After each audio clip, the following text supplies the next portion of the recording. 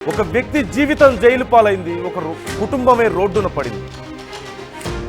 వరంగల్ జిల్లాలో ఈ ఘటన చోటు చేసుకుంది. వరంగల్ జిల్లా బాలాజీ నగర్లో నిద్రిస్తున్న భార్యను కట్టేసి గొంతు నులిమి అత్యంత దారుణంగా భర్తే హత్య చేశాడు.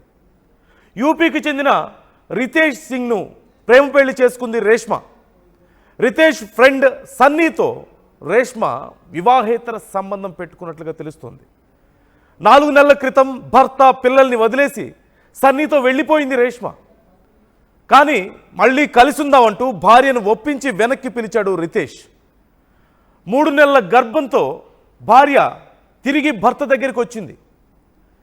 అయితే భార్యకు అబార్షన్ చేయించి ఇంటికి తీసుకెళ్లాడు రితేష్.